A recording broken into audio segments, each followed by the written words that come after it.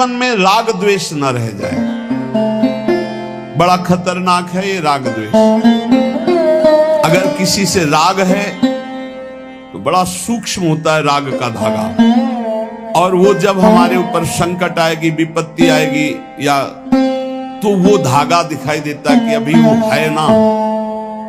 द्रौपदी जी को पहले श्री कृष्ण याद नहीं आए, 5 महारथी पति है तीरथी, वो याद आए, फिर भीष्मादि याद आए, फिर अपनी भुजाओं का बल, फिर दांतों का बल, और जब निर्बल तब महाबल।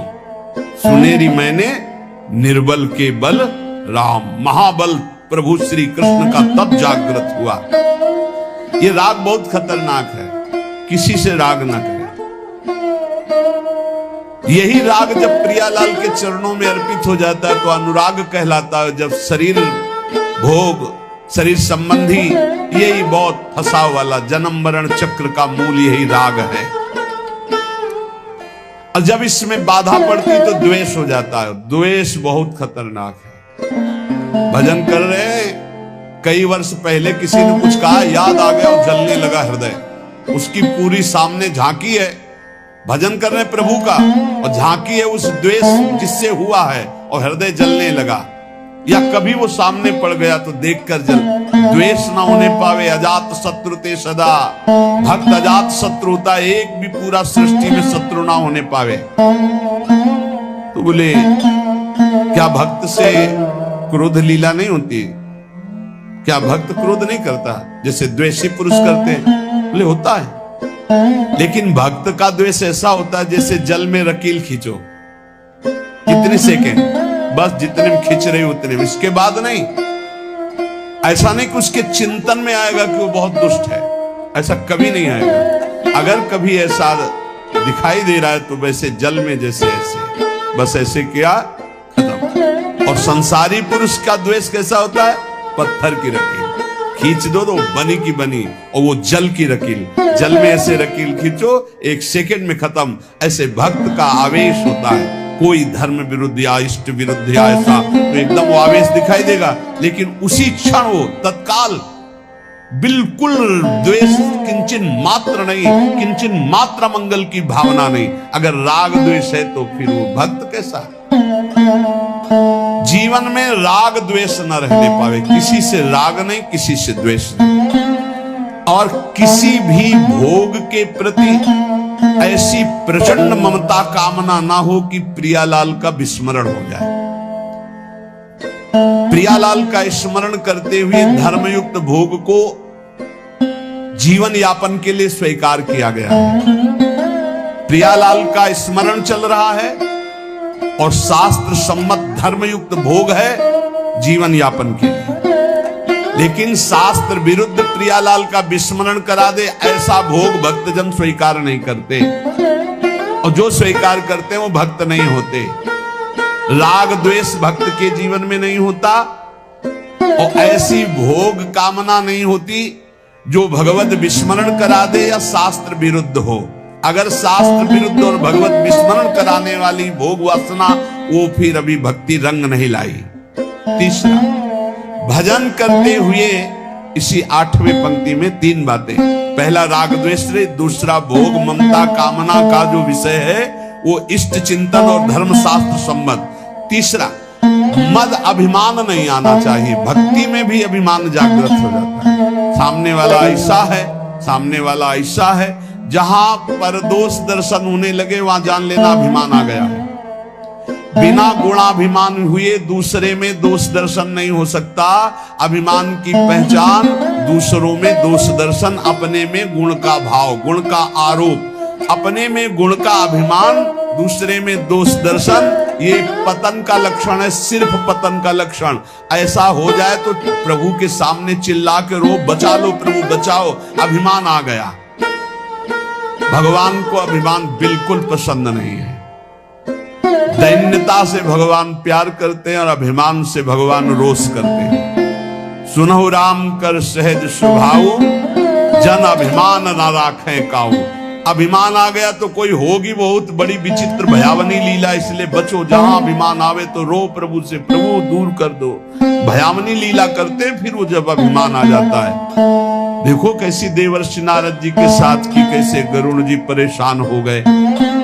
भक्त के हृदय में कभी अभिमान नहीं आना चाहिए। अभिमान की पहचान दूसरों में दोष दर्शन, अपने में गुण का आरोप। इसी 8वें सूत्र में चौथा, चाहे जो कुछ नष्ट हो जाए कभी शोक विषाद नहीं करना, रोना नहीं। भक्त है, परिवार का कोई पधार गया है तो कीर्तन कर रहा है, वो रोएगा नहीं। ये रोना केवल मोह ममता का क्षेत्र है और नहीं रोना चाहिए। जब अब गीता जी का पीछे व्याख्या चल रही थी तो जो रोज सुनते हैं उनको याद होगा, रोने वाले के आंसू और नाक लार सब उस जीवात्मा को पीना पड़ता है जो पधार गया है। कभी नहीं रोना चाहिए। उस समय नाम कीर्तन करना चाहिए, भगवत यश गुणगान करना चाहिए, उस जीवात्मा के मंगल के लिए भगवान का नाम जप करके देना चाहिए, रोना नहीं। कुछ भी नष्ट हो जाए, कोई भी मर जाए, शोक विषाद नहीं करना, रोना नहीं। ये भक्ति के मार्ग का विषय। मंजीरा उठाओ, सब मिलके कीर्तन करो और भगवान का यश गान करते हुए उनकी अंतिम यात्रा। भक्तों की तो मृत्यु भी महोत्सव होती है। संसारी लोगों के लिए छाती पीटते हैं लोग, उनके मरे हुए व्यक्ति की छाती में नहीं, ऐसे पीटते हैं, वैसे पीटते हैं। और जब वो पीट के रो रहे हो घर वाले, तब पूछना कि तुम क्यों रो रहे हो, तब असलियत पता चलती। वो रो नहीं रहा उसके लिए की, इसलिए रो रहा है, वो अपने लिए रो रहा है कि हम जो चाहा अपने लिए, बस अपनी कामना की पूर्ति के लिए। भक्त को कभी ऐसा नहीं करना। कोई पधार गया बहुत गंभीर, कोई रोए तो डांट देना चाहिए, चुप शांत नहीं रोना। उस जीव को क्यों अब कष्ट देना। अब तो नाम कीर्तन, मान लो 50 लोग आए, 50 लोग नाम कीर्तन करो और फिर उसको भगवान के मार्ग में अग्रसर हो, आगे जहां जीवात्मा जाए उसका अच्छी जगह जन्म हो, उत्तम कुलवान भक्तवानों के घर में जन्म हो, भगवत प्राप्ति हो जाए उसको। ऐसे नाम कीर्तन करके उसको प्रदान करो, तब तो बढ़िया बन जाएगा। ये सब बैठे बैठे वो इधर उधर की बातें उच्चारण करके रोना, कुछ भी नष्ट हो जाए। भक्त के आंसू सिर्फ भगवान के लिए गिरते, ध्यान रखना। भक्त की आंसू रूपी धरोहर सिर्फ भगवान के लिए काट दिया जाए तो भी आंसू नहीं गिरेंगे। भगवान के लिए ही आंसू गिरने चाहिए। शोक विषाद नहीं होना चाहिए। कुछ भी नष्ट हो जाए, क्यों नहीं होना चाहिए। हमारी तो सब जीवन था, ये नष्ट हो गया। जिसने एक क्षण में अनंत ब्रह्मांडों का सृजन कर दिया वो मेरा स्वामी है। वो चाहेगा तो हर व्यवस्था हो जाएगी, हर व्यवस्था।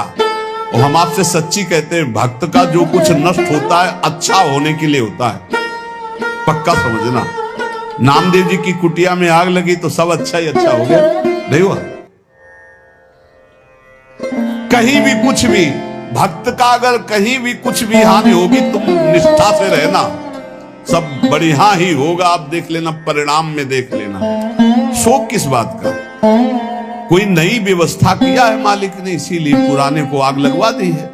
या पुराना नष्ट हो गया, कोई नई व्यवस्था की। भगवान की ताकत नहीं कि वो अमंगल कर दे। किसी ने कहा हमारा मन भगवान में ना लगा हो और हम फिर भोग लगाएं, सेवा करें तो भगवान स्वीकार कर लेंगे। कहा, वो बड़े कृपालु है। अरे पूरे समय मन नहीं लगा, लेकिन आपने कहीं ना कहीं मन में तो ये बनाया था कि भगवान को हम भोग लगा ले जा रहे हैं। इतनी भी ना तो श्रद्धा थी पाई भर, ना कोई भगवान से अपनापन था। स्तनों में जहर लगाया था भगवान को मारने के लिए, और भगवान ने फल दिया यशोदा मैया को जो मिलता है।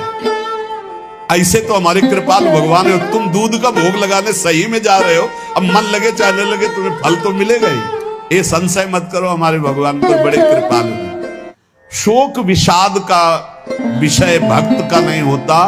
किसी के मर जाने पर या किसी के नष्ट हो जाने पर या किसी के छूट जाने पर। अमुक ने हमको छोड़ दिया, बड़ी कृपा की, क्यों।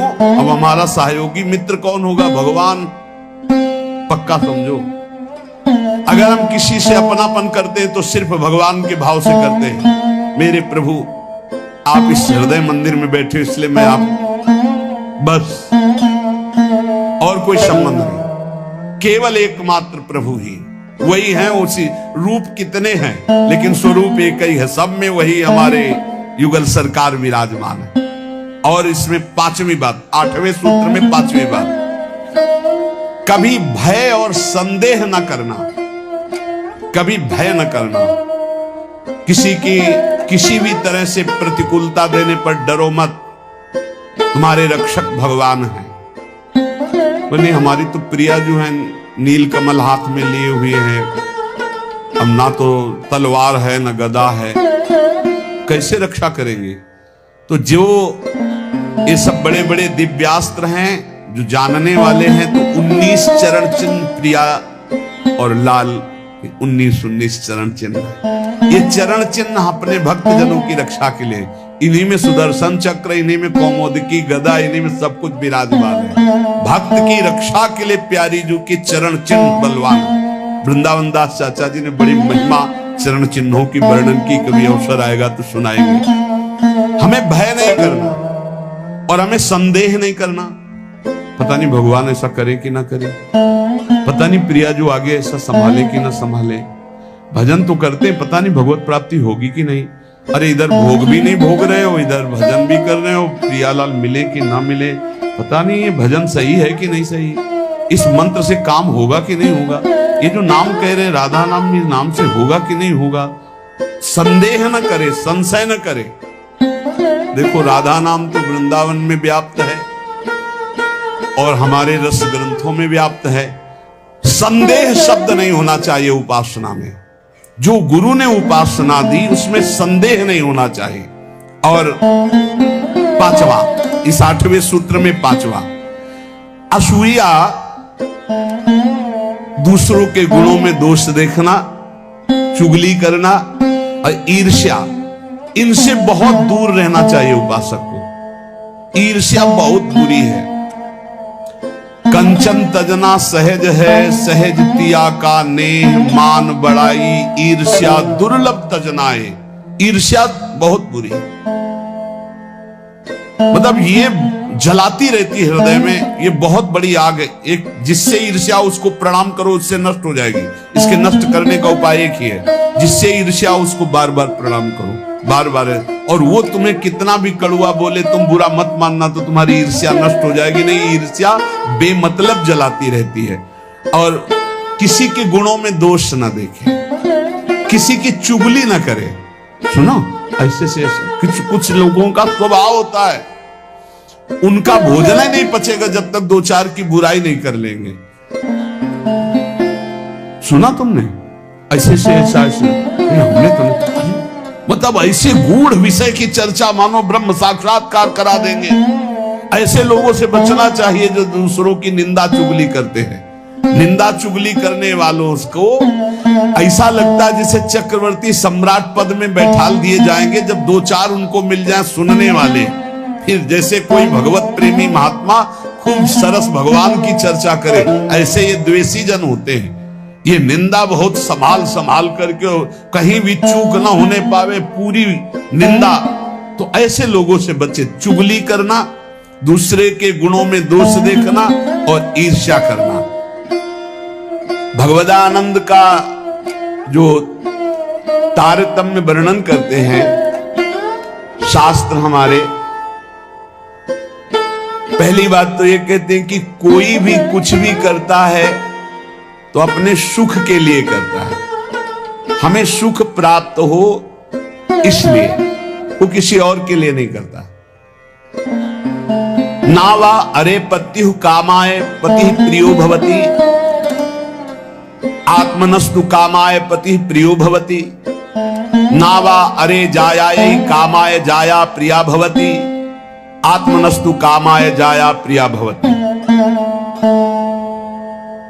उपनिषद अर्थात वेद ऐसा कहते हैं, यहां परस्पर जो प्रीति है वो अपने सुख के लिए है, कोई किसी के सुख के लिए प्यार नहीं करता। जैसे नावा अरे पत्यु कामाय पति प्रियो भवति, अगर पत्नी पति से प्रीति करती है तो अपने सुख के प्रयोजन से करती है।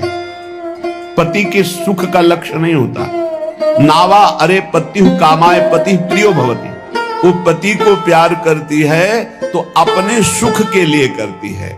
ऐसे ही आत्मनस्तु कामाय पति प्रियो भवति, यदि पति पत्नी से प्यार करता है तो अपने सुख के लिए करता है। जहां अपने सुख में बाधा हुई वहां कोई प्यार दिखाई नहीं देगा। अपने सुख के लिए ही सब जीव प्यार करते हैं, सब क्रियाएं करते हैं, सब विचर रहे हैं केवल अपने सुख के लिए। नावा अरे जायाई कामाय जाया प्रिया भवति, आत्मनस्तु कामाय जाया प्रिया भवति। इसी तरह से जो पुत्र वित्त जो भी सुख है वो अपने सुख के लिए। हमें सुख मिलता है इसलिए हमें पुत्र प्रिय है, पुत्री प्रिय है, धन प्रिय है, मकान प्रिय है, हमें सुख मिलता है। जिस दिन हमें सुख मिलना बंद हो गया हमारा प्यार कहीं नहीं रह जाएगा। अब ये सुख का तारतम्य देखना है कि वास्तविक क्या इनमें सुख है।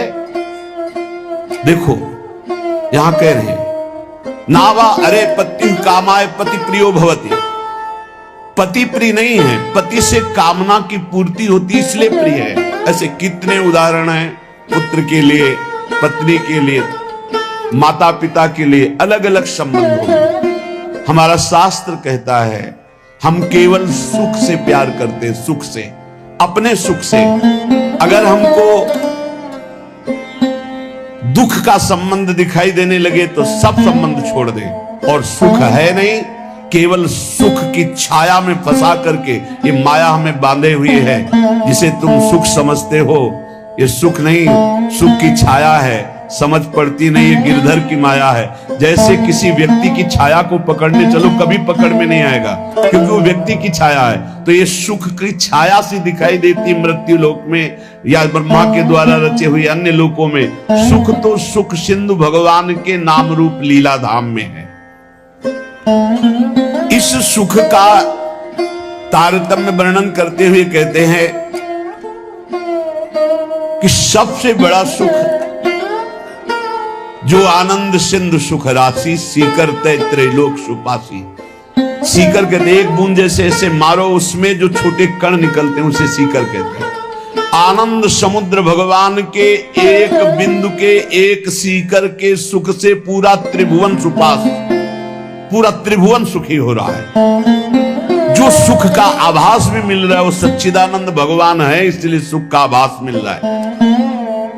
शास्त्र कहता है यदि आनंद की प्राप्ति करनी तो आनंदो ब्रह्मेति व्यजानात्, आनंदाद्धेव खल्विमानि भूतानि जायन्ते, आनंदेन जातानि जीवन्ति, आनंदम प्रयन्त्यभि संविशन्ति। वेद कहता है आनंद से ही हमारी उत्पत्ति हुई है। हम आनंद सिंधु भगवान के अंश हैं, इसलिए सहज सुख राशि, चेतन अमल सहज सुख राशि। आनंद ब्रह्म है, उसी आनंद ब्रह्म से हमारी उत्पत्ति हुई, अर्थात हम उसके अंश हैं। हमारा स्वरूप भी आनंद स्वरूप ही है और आनंद की ही हम खोज कर रहे हैं। आनंद के लिए ही हम कर्म कर रहे हैं, आनंद के लिए ही हमारा जीवन है। पर हम आनंद में प्रविष्ट होना नहीं जाने कि आनंद है कौन सा। हम समझते हैं शरीर में आनंद है, पुरुष शरीर में, स्त्री शरीर में, अमुक धन में, अमुक भोग में, अमुक क्रिया में। आज तक किसी को आनंद नहीं, ग्लानि और पश्चाताप प्राप्त हुआ। आनंदम ब्रह्मणो विद्वान न बिभेति कुतश्चन, आनंदो ब्रह्मेति वजानात्। जो परमात्मा है, योगी जन जिसे परमात्मा कहते, ज्ञानी जन जिसे ब्रह्म कहते हैं, भक्त जन जिन्हें भगवान कहते हैं, प्रेमी जन जिन्हें लाडले कहते हैं, वो आनंद स्वरूप है, वो सुख समुद्र है। भयग्रस्त प्राणी जब तक इनकी शरण में नहीं आएगा तब तक कुछ भी कर ले वो आनंद को प्राप्त नहीं हो सकता। हमारा सब जगने से लेकर सोने तक और बाल्यावस्था से लेकर के वृद्धावस्था तक और जन्मने से लेकर मरने तक एक ही चेष्टा है कि मुझे आनंद मिल जाए, क्योंकि हम आनंद के अंश है, आनंद की खोज कर रहे हैं। यदि तत् सुकृतम रसो वैशः रसम हेवायम लब्ध्वानंदी भवतु। वो परमात्मा स्वयं रूप तत्व रूप है, पूर्ण रस स्वरूप है, और जो इस रस स्वरूप परमात्मा को जान लेता है वो ब्रह्मानंद में डूब जाता है, वो आनंदमय हो जाता है। हम आनंद की खोज कर रहे हैं भोगों में, वो वेद शास्त्र पुराण ऋषि मुनि क्या कह रहे हैं कि आनंद स्वरूप परमात्मा है, और जो उस परमात्मा रस स्वरूप परमात्मा का अनुभव कर लेता है, जान लेता है, वही आनंद को प्राप्त होता है। देखो, आनंद का तारतम्य बतलाते हुए श्रुति कहती है, इस मृत्यु लोक में युवावस्था हो, जवान शरीर हो, श्रेष्ठ आचरण हो, वैदिक सिद्धांतों को जानने वाला हो, अपनी इंद्रियों के शासन में कुशल हो, सफल कर्मण्यता हो, शरीर में कोई रोग न हो, बड़ा सुंदर हो, बलवान हो, खूब सुदृढ़ शरीर हो, धन संपत्ति हो, मनमानी भोगानंद प्राप्त करने के लिए सुंदर हर वस्तु उसके पास हो, सुंदर स्त्री, वैभव, हर सब कुछ। इसे कहते हैं एक मानुषानंद मृत्यु लोक का। सुनते जाना, इसे कहते हैं मानुषानंद। और जब कोई उत्तम कर्म करता है, शुभ कर्म करता है, तो उत्तम कर्म करके वो गंधर्व योनि को प्राप्त होता है, उसको मनुष्य गंधर्व कहते हैं। इस मनुष्य गंधर्व को मानुषानंद से 100 गुना बढ़कर आनंद प्राप्त होता है। मानुषानंद समझा? वैदिक सिद्धांत को जानने वाला, युवावस्था, सुंदर शरीर, रोग रहित और अपार धन संपत्ति, सुंदरियां, सब सुख मृत्यु लोक का। कोई सुख ऐसा नहीं कि उसके पास ना हो, उसे कहते हैं मानुषानंद। उस मानुषानंद से उत्तम कर्म करके जो गंधर्व योनि को प्राप्त हुआ, उसे मनुष्य गंधर्व कहते हैं। उस मानुष गंधर्व को मानुषानंद से 100 गुना बढ़कर सुख मिलता है, मानुष गंधर्व को। और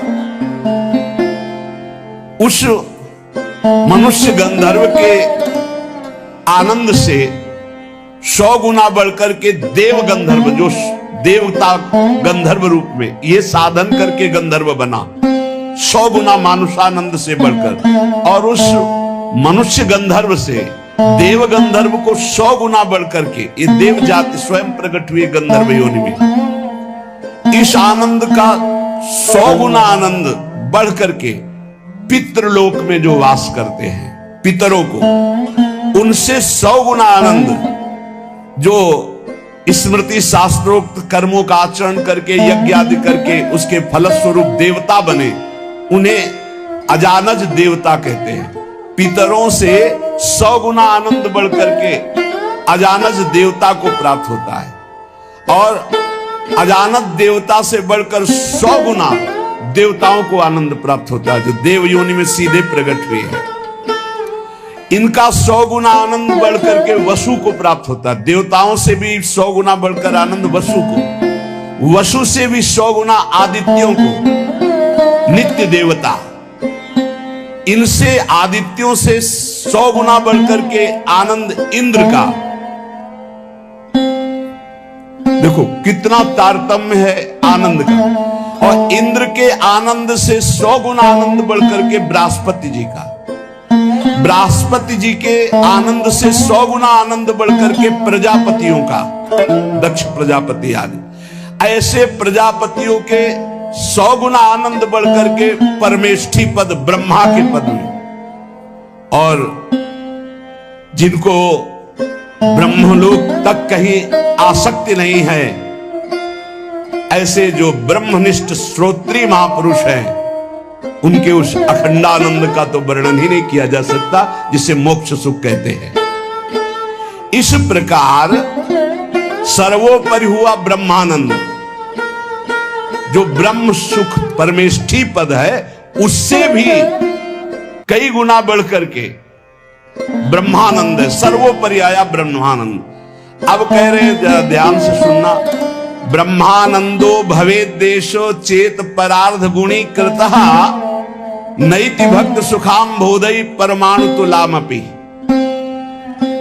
परार्ध कहते हैं एक के ऊपर 17 शून्य लगावे, एक लिखे और 17 शून्य लगावे तो जो संख्या बनती है उसे परार्ध कहते हैं। अगर ब्रह्मानंद से में 1 और 17 शून्य लिख करके गुणा किया जाए, मानुषानंद से 100 गुना 100 गुना 100 गुना 100 गुना ऐसे बढ़ते आए तो सबसे बड़ा सुख हुआ परमेष्ठी पद ब्रह्मा का, और ब्रह्मा से अनंत गुना बढ़कर सुख हुआ ब्रह्मानंद मोक्ष सुख। और उसमें परार्ध गुणीकृत 1 लिख करके 17 शून्य लगा करके ब्रह्मानंद में गुणा किया जाए तो प्रिया प्रीतम के प्रेम रस के आगे वो कुछ नहीं है।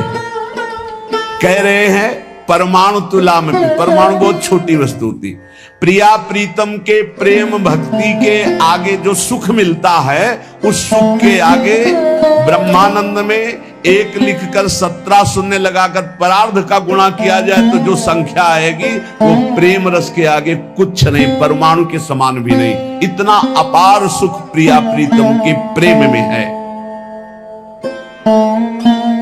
हम प्रिया प्रीतम के प्रेम के उपासक मानुषानंद में ही फेल हो रहे हैं। गंधर्वानंद, अजानज देवता, देवता वसु आदित्य, फिर देवराज इंद्र, बृहस्पति, प्रजापति, ब्रह्मा का सुख, और फिर ब्रह्मानंद, और फिर ब्रह्मानंद से भी परार्ध गुणीकृत ये प्रिया प्रीतम का प्रेम वो परमाणु तुल्य भी नहीं है। ऐसे प्रिया प्रीतम के भजन के लिए, प्रेम के लिए हम मानुष सुख में अपना भजन छोड़ देते हैं। हमारी क्या स्थिति है? इसलिए उपासक को चाहिए कि अखिल विकार शून्या नित्यानंदमयी, भोग त्याग समर्पितात्मा, अचिंत्यानंद दिव्य परमानंद स्वरूपा प्रीति पराकाष्ठा, स्वसुखानुसंधान कल्पना लेस शून्या,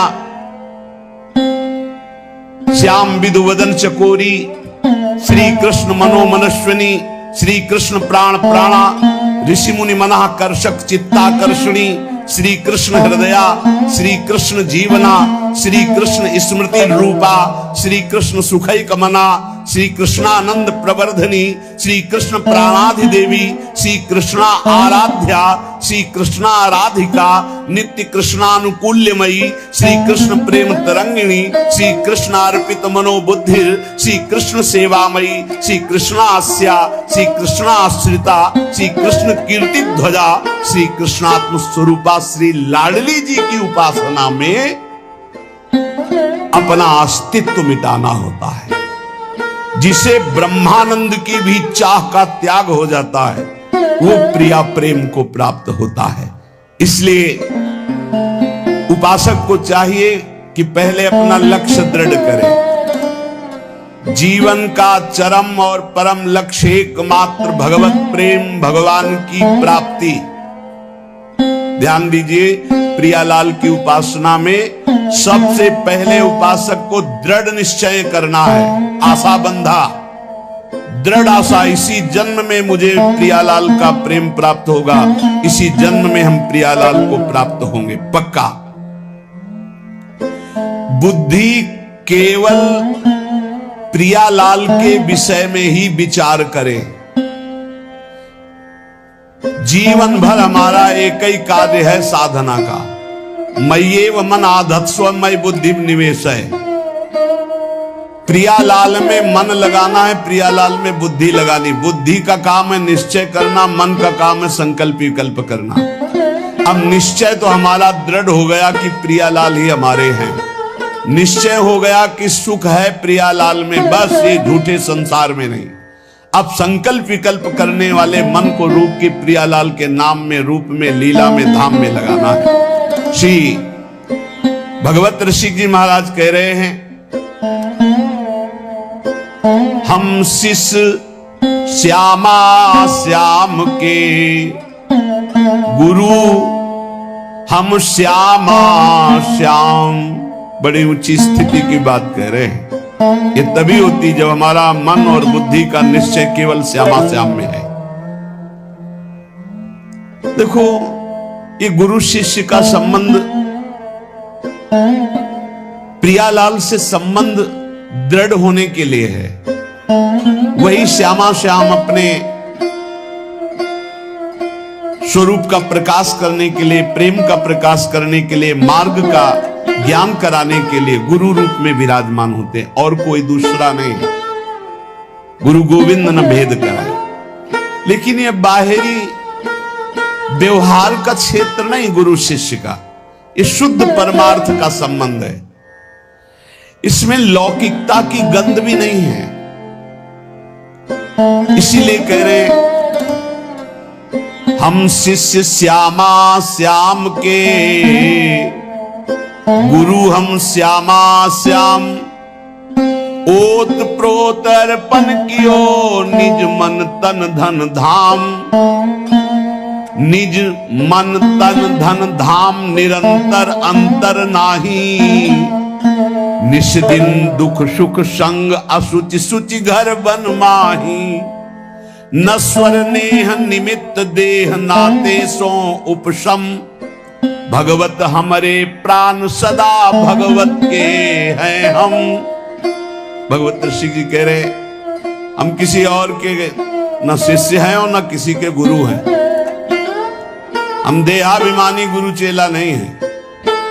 चेला काहू के नहीं, गुरु काहू के ना है। सखी लड़ेती लाल की रहत महल के माही। राय महल के माए टहल सब करे निरंतर। दंपति अत्य कुलाए पलक कऊं पर है जो अंतर। भगवत भगवत कहां करे नहीं, हम बिन केला ताते हम परिहरे देह मानी गुरु चेला। ये देह मानी संबंध नहीं है। आध्यात्मिक संबंध का आधार है गुरु भाव। ये देह भाव वाला संबंध नहीं कि जैसे भाई बहन और रिश्ते नाते ऐसे गुरु भी बना लिए। ये सिर्फ अध्यात्म का संबंध है। प्रायः देह भाव में ही स्थित होकर के देह भाव को ही गुरु मान लिया जाता है। नहीं, ये देह भाव का नाश करने के लिए संबंध है गुरु शिष्य का। देह भाव को पुष्ट करने के लिए नहीं, नष्ट करने के लिए है। अपने देह की उपेक्षा करके गुरु को सच्चिदानंद के स्वरूप में स्वीकार करना परमार्थ का स्वरूप है। गुरु ब्रह्मा गुरु विष्णु गुरुदेव महेश्वरा गुरु साक्षात परब्रह्म तस्मै श्री गुरुवे नमः। तो गुरु का देह मंदिर है, उसके अंदर बैठा हुआ जो परमात्म तत्व वही गुरुदेव है। वही परमात्म तत्व कौन है? श्यामा श्याम। लौकिक मान्यता में मारे घूम रहे। भगवत ऋषि जी कहते हैं हम चेला का हुके नहीं और गुरु का हुके ना ही। देहाभिमानी ना हम गुरु हैं और ना देहाभिमानी हम चेला स्वीकार करते हैं। हम सखी लड़ेती लाल के रहत महल के माही। रह महल के माही टहल सब करे निरंतर। रात दिन अपनी प्यारे जू की सेवा में रहते। अगर पलक भर की ओट हो जाए तो कहां है भगवत रसिक, कहां है भगवत रसिक। भगवत भगवत अकुलाकर पुकारने लगते हैं। भगवत भगवत कहां करें नहीं, हम बिन केला। हमारे बिना वो केल ही नहीं करते। ताते हम परिहरे देह मानी गुरु चेला। आज जो है संसार में यही फैल रहा है। जैसे और संबंध ऐसे गुरु संबंध बना लिए। गुरु संबंध केवल अध्यात्म के लिए, भगवत प्राप्ति के लिए, ऐसा नहीं। अंधे का हाथ पकड़कर चलने वाला अंधा दोनों कुएं में गिरते, दोनों मार्ग भटक जाते हैं। हमारा गुरु संबंध केवल अध्यात्म के लिए, अध्यात्म भगवत प्राप्ति श्यामा श्याम के लिए। और वहीं देह भाव का विस्मरण करने का सौभाग्य मिलता है गुरु चरणों में। जब उनकी आज्ञा में हम रहते हैं तो हमारा अहम नष्ट हो जाता है। पर किनकी आज्ञा में? जो देह मानी नहीं, जो स्वरूप बोध प्राप्त है, जो शब्द ब्रह्म पार ब्रह्म के अनुभूत महापुरुष हैं, जो प्रियालाल के अनुरागी जन हैं, वो प्रियालाल और उनमें किंचन मात्र भेद नहीं है। इसीलिए हम शिष्य श्यामा श्याम के और गुरु हम श्यामा श्याम। कितनी ऊंची स्थिति। भगवत रसिक जी कह रहे हैं हम शिष्य हैं श्यामा कुंज बिहारी के और हम गुरु भी है श्यामा श्याम के। ये श्यामा श्याम के गुरु है। इसको अगर हम व्यवहार धारा में देखते हैं तो जब चिद चिद लक्षणम सर्वम राधा कृष्णमयम जगत, तो अगर कोई सामने शिष्य भाव से बैठा है तो प्रभु ही तो है और कोई दूसरा थोड़ी है। यहां प्रभु है तो सामने भी प्रभु है। व्यवहार देश और नवनिवृत्त निकुंज देश में सखी जो आज्ञा करती है वही प्रिया प्रीतम। कैसी आज्ञा? सखियन की उर ऐसी आई, उनके हृदय में आई कि चलो ब्याह विनोद रचे सुख, तो ब्याह के लिए तैयार हो गए हो। चलो हिंडोला पड़ा हुआ है, सरकार पधारो झूलो झूले। जैसा सखी आदेश करती वैसे प्रिया प्रीतम की जैसी रुचि वैसे सखी की इच्छा।